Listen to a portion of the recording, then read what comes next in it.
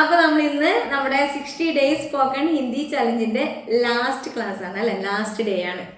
അപ്പോൾ സ്റ്റാർട്ടിങ് മുതൽ ഫോളോ ചെയ്യുന്നവർക്ക് ഒരു ആശ്വാസമായിട്ടുണ്ടാവും അല്ലേ. ഓക്കെ, അതുപോലെ തന്നെ എന്താണ് നിങ്ങളുടെ ഫോളോ അപ്സ് എന്നോട് പറയാറുണ്ട്, എന്നാൽ പോലും നിങ്ങൾ കമന്റിൽ പറയണം കേട്ടോ. എങ്ങനെയുണ്ട്, ഏത് സ്റ്റേജ് വരെ ആയി എന്നൊക്കെ. എനിക്കറിയാം, ഏകദേശം എനിക്കറിയാം. ഒന്നും അറിയാത്തവർ ഇപ്പോൾ ഏത് സ്റ്റേജിലാണ്, കുറച്ചൊക്കെ അറിയുന്നവർ ഏത് സ്റ്റേജിലാണ് എന്നൊക്കെ എനിക്കറിയാം കേട്ടോ. എന്നാലും നിങ്ങൾ കമന്റ് ചെയ്യാം. പിന്നെ ഇപ്പൊ നമ്മള് എന്താ പറയുന്നത്, ഇന്നത്തെ ക്ലാസ്സിൽ വേറെ ഒന്നുമല്ല, നിങ്ങളുടെ മനസ്സിൽ കൂടെ കടന്നുപോയ കുറച്ച് കാര്യങ്ങൾ, നിങ്ങളുടെ മനസ്സിൽ പലരുടെയും എന്താ പറയാ, ഹിന്ദി പഠിക്കാൻ ആഗ്രഹിക്കുന്നവരുടെ മനസ്സിൽ കൂടെയുള്ള കുറച്ച് സെന്റൻസുകളാണ് നമ്മൾ നോക്കുന്നത്. ഓക്കെ, ശരി. ആദ്യം തന്നെ, എനിക്ക് ഹിന്ദി ഒന്നും അറിയില്ലായിരുന്നു. എത്ര പേരുടെ മനസ്സിൽ കൂടെ കടന്നു പോയിട്ടുള്ള സെന്റൻസ് അത്? എനിക്ക് ഹിന്ദി ഒന്നും അറിയില്ലായിരുന്നു. എങ്ങനെയാ പറയാ? മുझे ഹിന്ദി ഒന്നും കുച്ച് ബി നഹി ആത്തി थी. മുझे ഹിന്ദി കുച്ച് ബി നഹി ആത്തി थी. ഇനിയിപ്പോ ഇങ്ങനെ പറയാം കേട്ടോ, മുझे ഹിന്ദി ബിൽക്കുൽ നഹി ആത്തി थी. ബിൽക്കുൽ നഹി എന്ന് പറഞ്ഞു കഴിഞ്ഞാൽ, ബിൽക്കുൽ എന്ന് പറഞ്ഞാൽ തീർച്ചയായും അല്ലെ, അത് നമ്മൾ വേറെ സെന്റൻസ് ആയിട്ട് അർത്ഥത്തിൽ പഠിച്ചിട്ടുണ്ട്. ബിൽക്കുൽ നഹി എന്ന് പറഞ്ഞാൽ തീർച്ചയായും ഇല്ല, പക്ഷെ ഇവിടെ അത് ഉപയോഗിക്കാം കേട്ടോ. ഒന്നുമില്ല എന്ന് പറയുന്നിടത്തും ബിൽക്കുൽ നഹി. ഓക്കെ, അപ്പോ മുझे ഹിന്ദി കുച്ച് ബി നഹി ആത്തി थी. മുझे ഹിന്ദി ബിൽക്കുൽ നഹി ആത്തി थी. എനിക്ക് ഹിന്ദി ഒന്നും അറിയില്ലായിരുന്നു. ഓക്കെ, ശരി. ഇനി കുറച്ചൊക്കെ അറിയായിരുന്നു. ഹിന്ദി കുറച്ചൊക്കെ അറിയാം എന്ന് പറയുന്നത് അതെങ്ങനെയാ? മുझे ഹിന്ദി തോടി ബഹുത് ആത്തി थी. തോടി ബഹുത് എന്ന് പറഞ്ഞു കഴിഞ്ഞാൽ കുറച്ചൊക്കെ എന്നാണ് അർത്ഥം കേട്ടോ. അല്ലാണ്ട് തൊടാന്ന് പറഞ്ഞാൽ കുറച്ച്.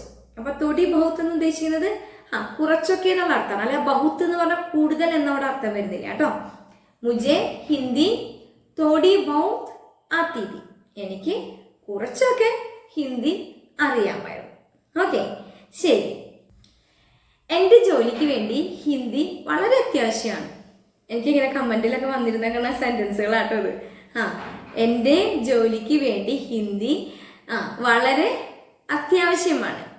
എന്താ പറയാ, എങ്ങനെയാ പറയാ? മേരെ കാം കെ ലിയെ, ജോലിക്ക് വേണ്ടി, കാം കെ ലിയെ ഹിന്ദി വളരെ അത്യാവശ്യമാണ്. ബഹുത് ജറൂരി ഹെ. ജറൂരി നമ്മൾ പഠിച്ചിട്ടുണ്ട് അല്ലേ? അത്യാവശ്യം, ജറൂറത്ത്. ഓക്കെ, മേരെ കാം കെ ലിയെ ഹിന്ദി ബഹുത് ജറൂരി ഹെ എന്ന് വെച്ച് കഴിഞ്ഞാൽ എൻ്റെ ജോലിക്ക് വേണ്ടി ഹിന്ദി വളരെ അത്യാവശ്യമാണ്. ഓക്കെ, ശരി.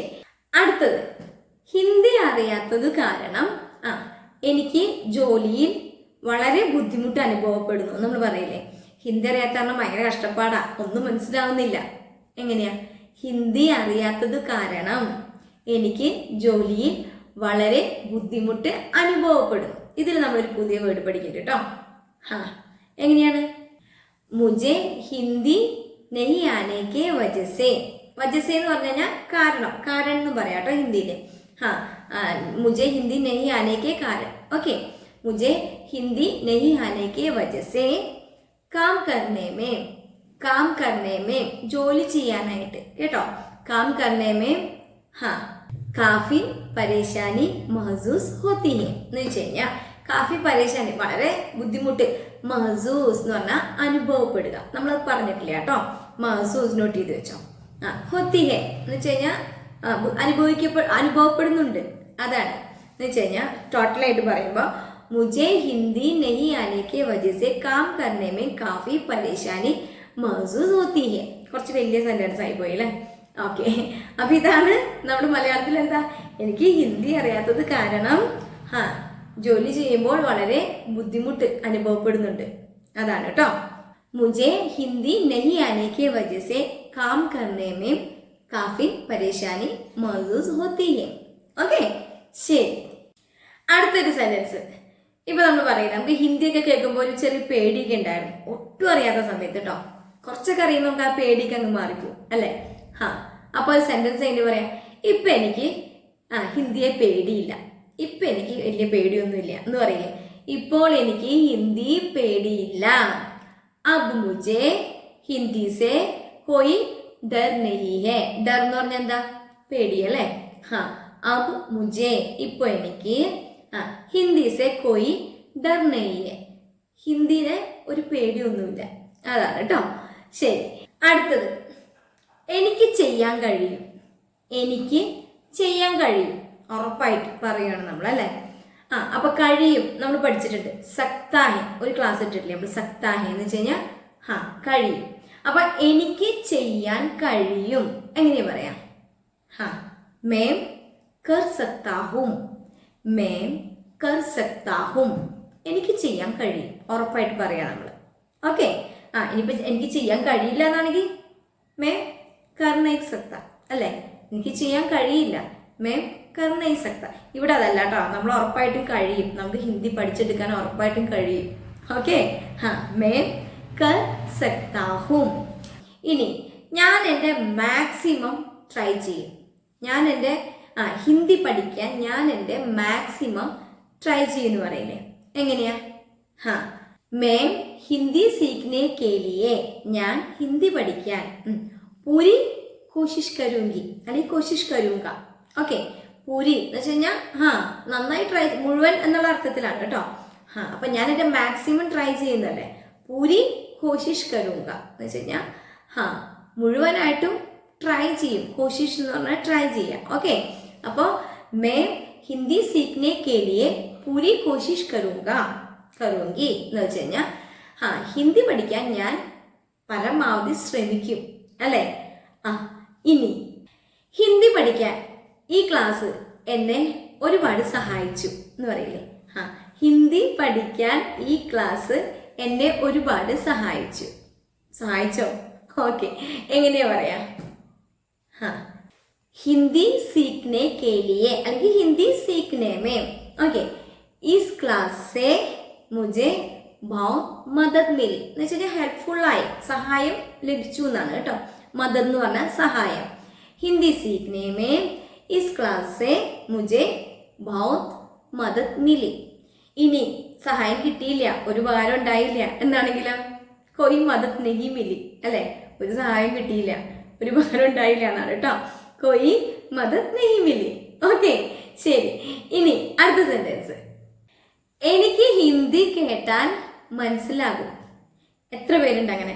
എനിക്ക് ഹിന്ദി കേട്ടാൽ മനസ്സിലാകും, പക്ഷെ പറയാൻ കഴിയില്ല. എങ്ങനെയാ? അത് നമ്മൾ സ്പോക്കൺ ഹിന്ദിയുടെ ഫസ്റ്റ് സ്റ്റേജ് ആണ് എന്ന് വെച്ച് കഴിഞ്ഞാൽ ഹിന്ദി കേട്ടാൽ മനസ്സിലാവുന്നുണ്ടെങ്കിൽ ആ വ്യക്തിക്ക് 100% കുറച്ചും കൂടി മുന്നോട്ട് പോയാൽ സംസാരിക്കാൻ പറ്റും. 100%.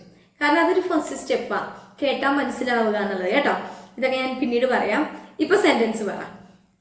എനിക്ക് ഹിന്ദി കേട്ടാൽ മനസ്സിലാകും, പക്ഷെ പറയാൻ കഴിയില്ല. എങ്ങനെയാ? മേ ഹിന്ദി സുൻകർ എന്ന് പറഞ്ഞാൽ കേൾക്കുക, സുന്ന. ഓക്കെ.